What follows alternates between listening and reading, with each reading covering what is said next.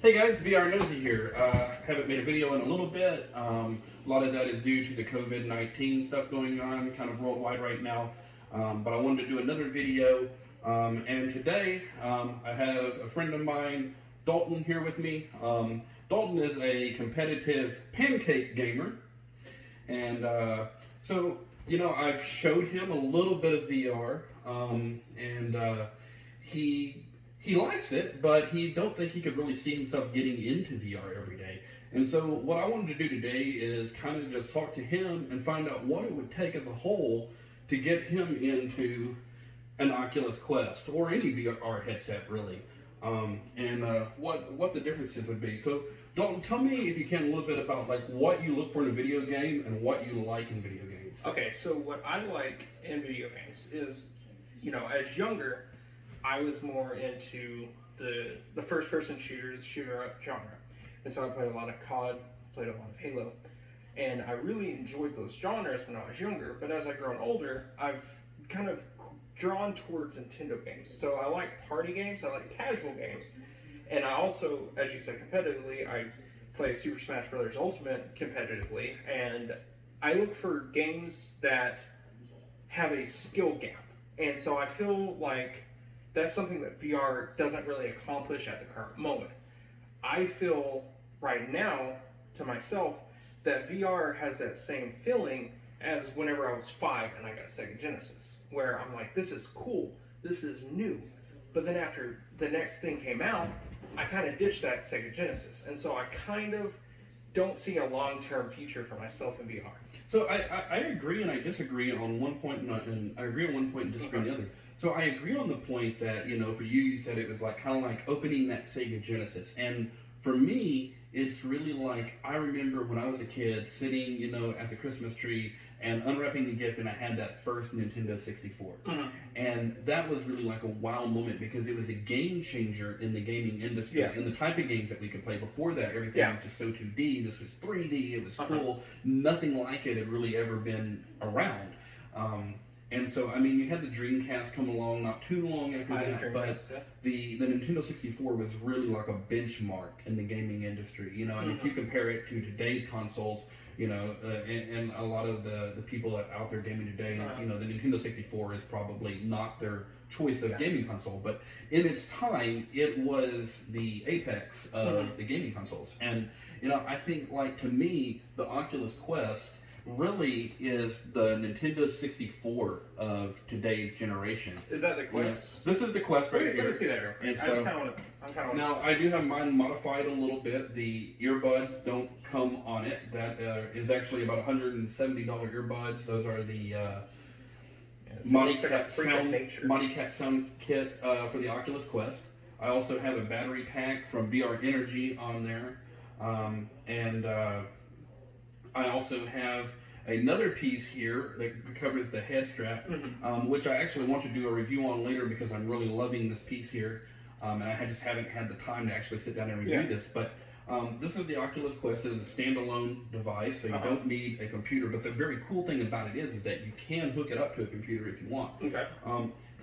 But mainly to me, this is the Nintendo 64 of our generation. There is nothing really out there like it. People have tried, like the Gear VR where you put your phone in and they think they've tried VR, but you really haven't tried VR if you haven't tried a higher end product. And this isn't the highest end product, you have like the Valve Index and the Rift S.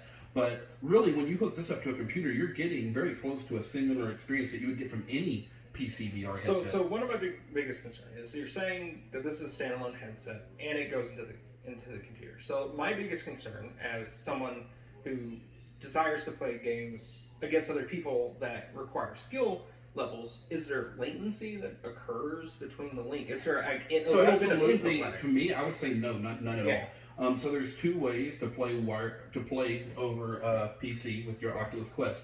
One way is over Oculus Link, which is actually, I actually do have one back here. Now, I will note that these are harder to come by right now due to COVID-19. You are seeing basically zero manufacturing of the Oculus Quest and the Oculus Rift S and the Oculus Link cable. So you can find these on eBay sometimes if you're lucky, but you're going to overpay. The same goes for the Rift S or the Quest right now. Those will come back down in time when this whole thing ends, but right now, kind of like during Christmas season when they're all sold out, the prices have skyrocketed. But it really, to me, it shows the demand of the product. Yeah, so I guess they kind of, I guess they kind of got like the Elgato technology where you can play using the Elgato through the USB-C device, but but there is some sort of like a tad bit of latency, but it's like not really hard to tell. So the all PC VR heads primarily are going to be tethered. The original Rift was tethered with an HDMI cable, and that's kind of been pretty much a standard up until the Quest. And what the Quest did is it did it a little bit differently. They're using a USB-C to USB-C connector. This cable has fiber optics in it, and when you plug this into the computer, honestly, when I played my Rift CV1, which was the first Rift that was released back in 2016, and the Quest over Oculus Link, I couldn't tell a difference. Yeah. Now I'll admit, I don't play a lot of super high graphics card, where games where it's going to require like a lot of space from the graphics card. I play a lot of Rec Room and games like that, but the games that I've played, and I've played some of my other games that do, I haven't really seen any latency there. Now, there is another option for playing Oculus Quest to PC, and that's wirelessly. There is a way to do that. I actually have not tested that. I haven't done it, so I can't speak. Most people who have tried it said they're not seeing latency in doing it that way either. And there's a couple different ways that you can go about doing that. Yeah, see, that would be my biggest downside is like, it seems, like you're saying you're reporting a little bit of latency, but I would like to find a game that would require skill, play it, I guess, in a LAN sort of way with somebody and try to see from there. Because then in that way you can kind of determine whenever you see one person throw it out and then the other person's moved to come through first, then that's latency. So I feel like, in most of the multiplayer VR games that I've played, I haven't experienced some of the issues that you're talking about. I really feel like it's very seamless, and that the competitive edge, is the same as if you're playing on a Pancake screen. And the second point that I was going to make earlier when I said I disagreed was I disagreed about the whole competitive edge of games in VR. Now, I think one of the biggest... like, you disagree is like you don't think that should happen? No, I disagree with you in the fact that I think it's already there. You think it's already there? I don't think so. So, like, what competitively can I do on the VR system right now? So, like, you do a lot of... I know you run a lot of competitions and things like that. And which game is that? Super Smash Bros. Okay, so... Like, it's going to be a little bit different. I don't see Super Smash Brothers in VR because, I don't think it would ever be that would work. It might could work if they did it sort of as a controller type game where you could see the world, like you're looking into the world. Yeah. But not necessarily, and it's like 3D, but not a first person type. Yeah, and it's like with Nintendo Labo VR, you can kind of do that, but you can only view replays, so you can review replays in the 3D world. I could be dead wrong. I don't have the Nintendo Labo VR, but that's how it seems to be when I'm trying to find videos online. So VR, and I'm just going to kind of mix my experiences between the PC VR experience and the Oculus Quest VR experience as a whole of virtual reality, and not necessarily just focus on the Oculus Quest. But basically, there are, one of the games I play, I said earlier, Rec Room, is a multiplayer game. You start off in your dorm room, which you can customize. You go out into the rec center, and you can make multiple friends. And these are real-life players that you interact with. You can make actual hand movements, head movements. They see everything. You can talk and interact with one another. And then there's multiple things that you can go do. You can play paintball, you can play laser tag, you can play dodgeball, you can go through Rec Royale, which is kind of like PUBG or like, what's the other popular game? Fortnite. So it's kind of like that, but in VR. Don't play Fortnite.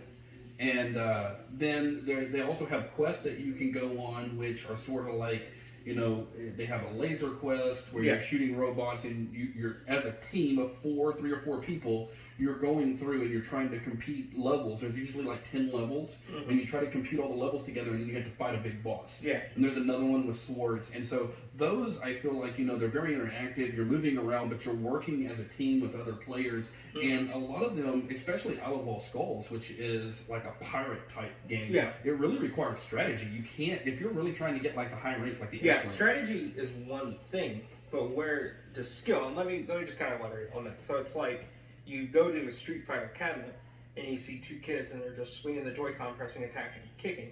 That's just playing the game. Now, if you watch two competitors play Street Fighter, they're doing combos. They're memorize these certain patterns with the stick and with the buttons in order to perform like a Hadouken, do a Shoryuken, to do multiple things. And the same thing applies in Smash. And so where you have to know certain commands, like input commands, so that the skill level is there. So that if you just do it straight out of the bat, it may do 15%, but if you do the input, it will do 25%, and it will yield a higher return. And that's where I think VR would struggle in the fighting game. So I wouldn't argue there. I do think, like, you know, when you're talking about memorizing combos and certain buttons, you know, like that you don't want in VR. Because I think, like, you know, when you go into VR, if you're doing the exact same thing every time, because it's like walking around in real life, yeah, but right? if you don't want that, then where's the skill for the competitiveness? So you have to learn. So there's another game I used to play on the Rift called The Unspoken. It's a spell casting game. It was one of my favorite games for a very long time. Yeah. And I felt like it was very skill based. You basically would have to do hand movements. So you might be like you cross your chest, you come out. You know, there were multiple different things that you would have to do with your hands to cast these different spells. And then there were also there were these huge bosses that if you completed a certain number of combos doing certain things, you could activate the big boss. Well, the big boss would attack the opponent. And as the opponent, you then had to solve a little puzzle would come up, and you would have to solve the puzzle to more or less, it's like building like an X-ray meter on Mortal Kombat, where if you get a certain amount of damage and hits, then eventually you can do like one attack that does so much damage. Sort of, yeah. Sort of. I would say sort of, definitely. So could you block? Could you do something? Oh, totally, like that? yeah. So you could cast shields. Now shields did have like a limit to them. You could move around, so you would have like pedestals that you would have to move to, and you would teleport to any pedestal you wanted, and then you could cast an attack. You could launch a shield. I could launch a shield here, jump over there, or launch a shield over there, and then rotate between the two. Yeah. And me and a friend used to play. A local friend used to play kind of competitively in that game almost every night for like a month and a half, 2 months. And it started out, I was like really, really good, and I was killing him every single time. And he's very competitive, and he turned around and he was beating me like so crazy. He kind of figured out how to work the system. Yeah, but I mean, it's really about learning, kind of like what you talked about. You know, when you're learning combos, you're learning like, you know. So that's like a certain way, because it's like Melee is another. And you have to learn your opponent. Yeah, it's a Super Smash Brothers thing. Melee, where you do what the game was not intended to do in order to win. So you can do things like wave dashing, to where you can gain frames of invulnerability by just inputting dodge as soon as you jump. So what you're saying is there might be certain ways on how to go against kind of what the game wants you to in order to get the edge. Oh, definitely, 100%. Yeah. And there's also, I mean, you know, when you're playing a VR game, like I said, you're moving around, and you know, it's just like when you're in real life. Yeah. So you think differently, and I'm not a big Pancake gamer. I never have been. Gaming isn't even what got me into VR. And so, you know, for me, it was other interests, but the gaming side did kind of take a hold of me after I got into VR, and I started doing it more and more. And so, you know, like I feel like. Yeah, you think a little bit differently. So when you think of what makes a game as a Pancake gamer, as you know, on a console game, it's different when you think about what makes a game when you're inside the game. Yeah. And you're you know, actually doing you have that immersive experience. and you're immersed into the game. I get that. Yeah, and like my big worry with the VR industry is it going to, let me just go on for a second. Is it going to continue to expand? Because here's my biggest concern with technology in gaming is, I'm sure most of you remember, is the Xbox Connect, and I'm sure that most of you were super excited about the Xbox Connect coming out, like I was. Like whenever they aired the Rise Run game for the Xbox 360, you know, they showed the Connect. You could kick your opponent's shields. You could slash with the swords. Well, it didn't come out till the next generation, which was Xbox One. And when it came out, all you could do was yell voice commands at the Kinect in order for it to accomplish things. And so that was a giant letdown. Another one was a tank game. I can't even remember the name of it because it was such a disappointment on the Kinect, where it was like you were in the tank and you could move the knobs and you could do all that. But where it lost viability is you still had a hole that was this big to look out of in the tank. So you couldn't see anything while you were working this tank.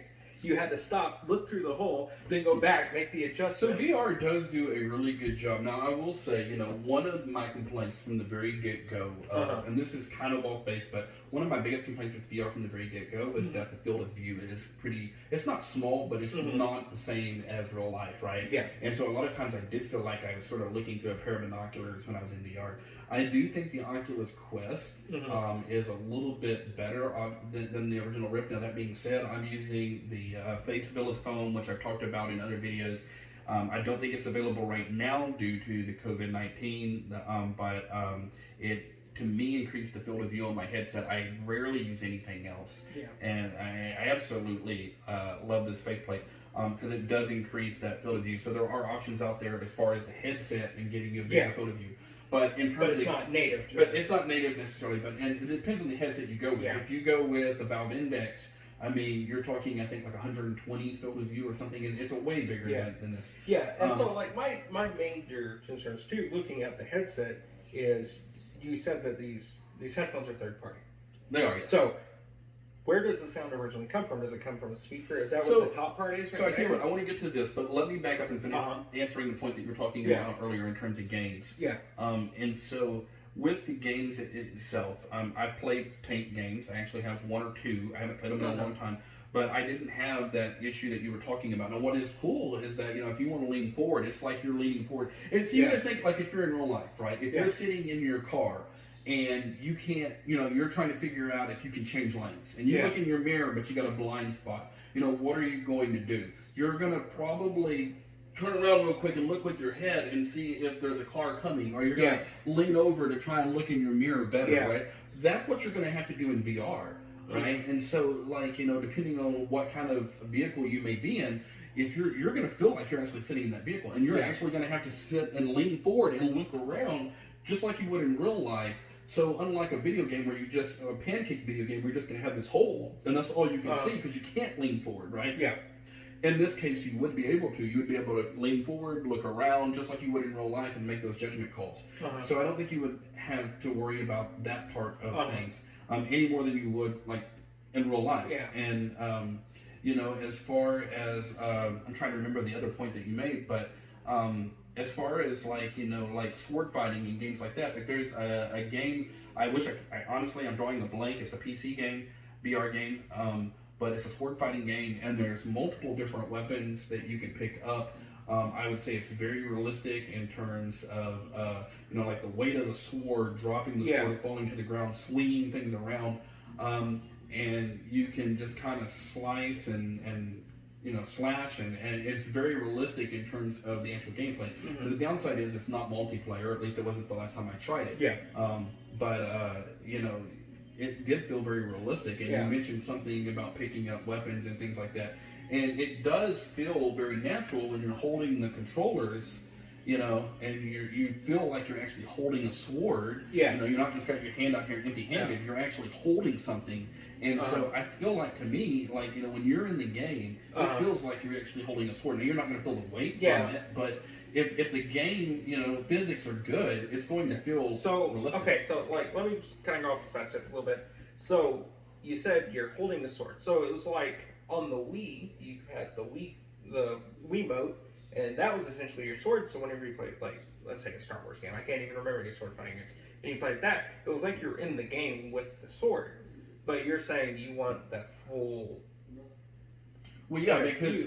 when I was a kid, my brother would go out into the backyard and they would take hockey sticks. Yeah. And they would basically make them into these sword-like things. They would tape it up and nail it together, and him and his friends would go out there, and they would be out there with these hockey sticks sword fighting, and they would actually be doing these maneuvers with the swords. Yeah. And I guess they really thought they knew what they were doing, right? Yeah. Well, he's a gamer. He was very much into console gaming, Pancake gaming his whole life, still is today. And, he but he liked that immersiveness of being able to actually hold the sword, go into battle, and actually feel like he's doing it, and not just pressing buttons. And I think that's what VR allows you to do, is to actually be there. And there's actually, and I hate to keep going back to Rec Room because I play it so much, but there's like, I've actually discovered that in Rec Room, there's actually these groups of people. I don't remember exactly what they're calling them, but there's these groups of people that they've all kind of like banded together, and some of them actually like go out and they practice like these samurai moves with these swords that they've actually made using what's called a maker pen tool, and they're actually in large groups sitting there like doing these samurai moves. So I mean, there's really like a kind of a movement there almost, even with that. Yeah. And I want to answer another question that you talked about with the headphones. So the Oculus Quest does come with built-in sound. Okay. But they're not headphones; they're speakers. Yeah.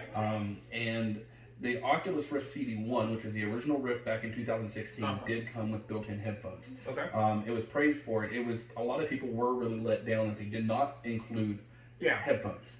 And because you don't have the same privacy as you do with speakers. Yeah. If you're watching a movie or something that you may not want other people to hear, you might not would be able to prevent that if you're using the default sound.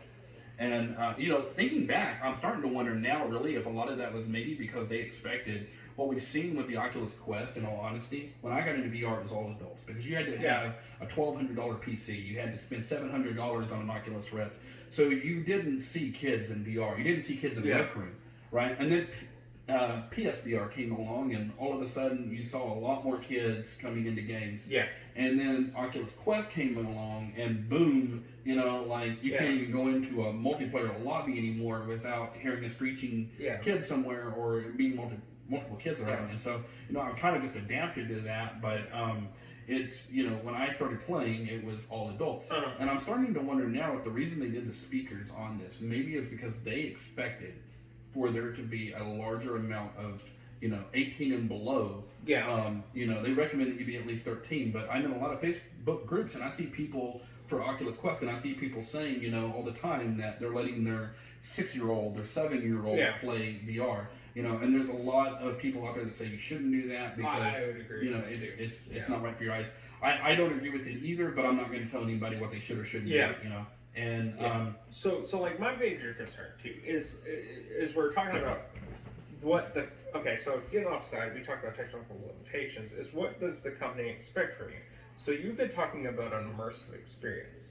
So not having these headphones on and just having the built-in speakers looking through, would that ruin that immersive experience? So I think that depends on because in my opinion it would, and I think the reason why they didn't include headphones was 100% agree. They cheat that. So that was my thought originally as well. Yeah. I really did. I felt like they went cheap by not putting in headphones. But as I just said, I kind of think now looking back and seeing how many kids are getting into VR because of the Quest, I'm starting to wonder if maybe they did that for privacy reasons or adult supervision so that they could hear what their kids are doing. Yeah.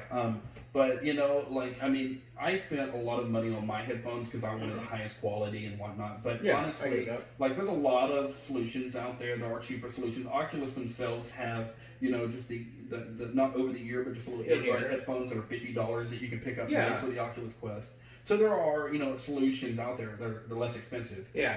To me, it does a little bit run the immersion, but I will note that the Valve Index, which is owned by the makers of the Steam platform, their headset, it basically has what's called off-ear speakers. Yeah. So they also have speakers like the Rift S and the Quest. But I've used the Valve Index, and the difference is the sound quality is extremely immersive. It's a lot more like just kind of focused on your ear, very loud if you want it to be. And so you're not interrupted by the things. And in like real life, if you hear birds chirping, it's not on a headphone on your ear. It sounds like it's coming from around you. And so I feel like Oculus in some ways tried to mimic what they were doing. And they did achieve it as well. Yeah, and because to me, like I said, it seems just kind of like, in order to make the price point cheaper on the Quest, they didn't include headphones. But it's like the worst thing is you buy a $400 gaming system and then you got to buy a $60 game. A lot of people complained for the longest time that VR wasn't cheap. They didn't want to pay for a $1,000 computer. They didn't want to pay $700 for a headset. But the funny thing is, and what you're seeing now with, between the Christmas time and them selling out, and people selling these headsets, the Oculus Quest, a $399 64 gigabyte headset, selling for $799, $1299, and they were selling. People were buying them. And, they had to stop manufacturing due to the coronavirus. And people are charging, those prices today, and people are still buying them. Yeah. So no, I get that. I see that. But to me, personally, I would have expected headphones. But another thing to point is you got a battery pack on the back. So is the battery life not too good on these, or? So the battery, it depends on how long you want to play. And so really, you're gonna get about 2 hours. Okay. Just start off the native battery life. Of a fully charged battery, you're gonna get about 2 hours of gameplay. I honestly find, for me, I generally am not playing VR more than about 2 hours because of the simple fact I'm actually exerting energy. Yeah. I'm not sitting there doing this. I'm actually moving around, and so like 2 hours is usually enough for me. But every once in a while, if I'm getting a little bit competitive or I'm playing with a friend we haven't played in a while, I want to play more. And so that's where this comes in handy. It also comes in handy for keeping my Quest fully charged longer. Yeah, no, I like it for movies, because if I'm watching a movie and I don't want the headset to die, I will note though that you can actually use your Quest while it's charging. So I can plug the charging cable in and still play. But and I have the VR Energy battery pack on here, and I did a review on it. You're welcome to go watch it if you haven't seen it. I actually don't recommend this battery pack. I haven't seen any of the reviewers that actually did either, and the reason is it's really not meant to charge the Quest. Yeah. Somebody even pointed out that it was actually like for a headlamp, and somebody kind of turned it into a put a VR Energy logo on there. And they basically advertised it as being for the Quest. But you don't want to use this battery pack if your Quest isn't already charged. The only way you want to use this battery pack is if your Quest is fully charged and you plug it in and you're trying to get some extra time. But you only want to use this if you're starting out with a fully charged Quest. But I use it just for extra time for movies and stuff, really. No, I get that. And so I feel like the 2 hour time frame is about normal, but you see a lot of different people trying to put battery packs on their Quest. Yeah, I see that. The biggest downside to me was comfort. It require a little bit of modification for comfort. Yeah. But I think it's all about the immersiveness of it. Yeah. What do you think would be the defining line for you to say, I have to have this? What kind of game is it going to take to really just draw you in? I would have to have a game I would have to have a multitude of games that I would have a purpose to buy. Because you have let me try yours out before, and I do like Beat Saber. But you tried Super Hot. I tried Super Hot. And outside of those two games, I didn't really like anything else that you showed me, including Rec Room. I didn't really. Rec Room, I hated Rec Room when I first started playing. I don't think it's my style. It really takes a little bit to kind of get into it. That's just not my kind of game. Like a Club Penguin type game, I was never into those type of games. But it would have to have a little bit more games to encourage me to buy it, to justify the price point. And I say that because it's like when I buy a Nintendo product, I like Nintendo games. So I know that they're going to keep making Nintendo games that I like. Now with Beat Saber, it's like they'll keep releasing packs that I can buy, but it's still the same game. So I will say, when you bring a friend over and you're say you have a friend and he's never seen the PS4, and you're going to show him the PS4, and you're going to pop in a game, you're going to play it for 5 minutes, you're going to pop it out, you're going to pop in another game, you're going to play it for 5 minutes, you're going to pop it back out, you're going to do this, 6 or 7 times, showing some different games, showing how it works. And really, if he's played an Xbox or any really other console, he's going to kind of know what to do when he has that controller, right? Yeah. VR really isn't that way. And so every time you go into a game, right, especially if it's the first time you try VR, it's going to take you an hour to go through the tutorial and really kind of just make it feel natural to where I can put you in a game and you're going to feel comfortable using it like you would your real hands and, using your body and walking around and moving around like you would in real life. Yeah. And then once you get to that point, I'm going to show you a game.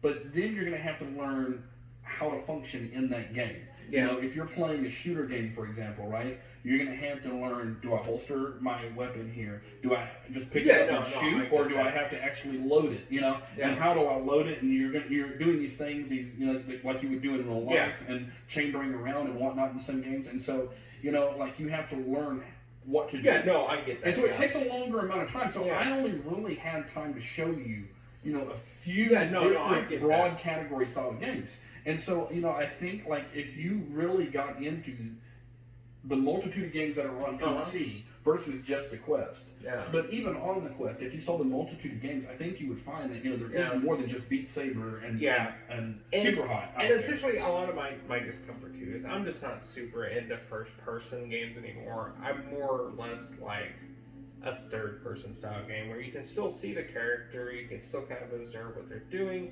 You're just essentially the omniscient being controlling that character. So it's like, you know, Super Mario 64, you're looking at Mario play the game.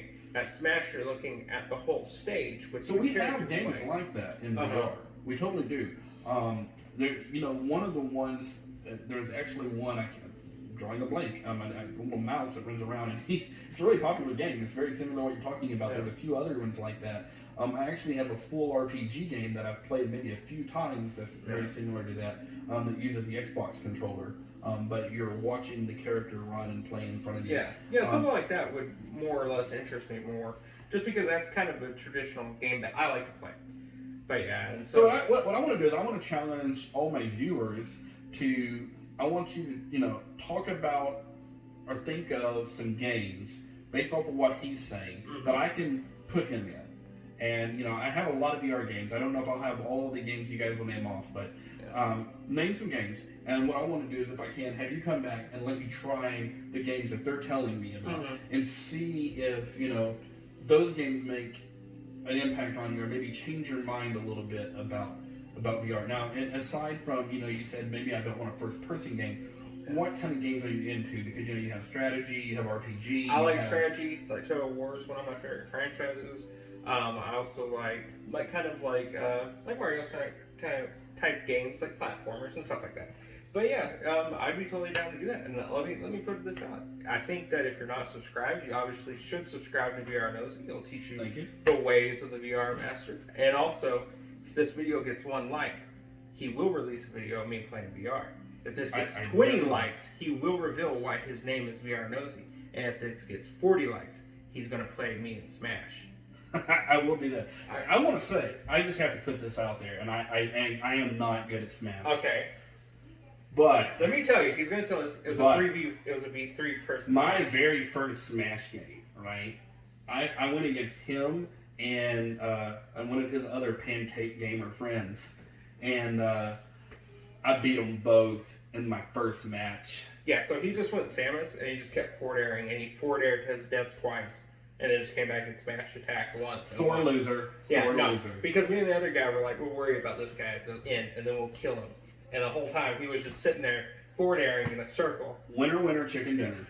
Well, it's time to go ahead on that. But anyway, so we will come back and we will reconvene. And, you know, once you guys talk about some games you want him to try that you think would bring him as a Pancake gamer into the VR community. That's what I really want to do, is I want to go out there and talk to people and bring people that aren't in the VR community and get them involved into the VR, because, you know, and like my brother, he's a huge Pancake gamer, but he's tried VR, and unlike you, the first time he tried, he was like, oh my god, this is the future of gaming. Yeah. Like, you know, I can't wait to get into this. He would probably have one already if it wasn't for the fact you can't buy them anymore. But I want to find people like you and say, you know, it can do what you're missing out on, because I really do feel like it's the future of gaming. Yeah. So anyway, guys, that's pretty much it. Would you like to close with any last final thoughts? 69 likes. I will compose a song about VR Nosy.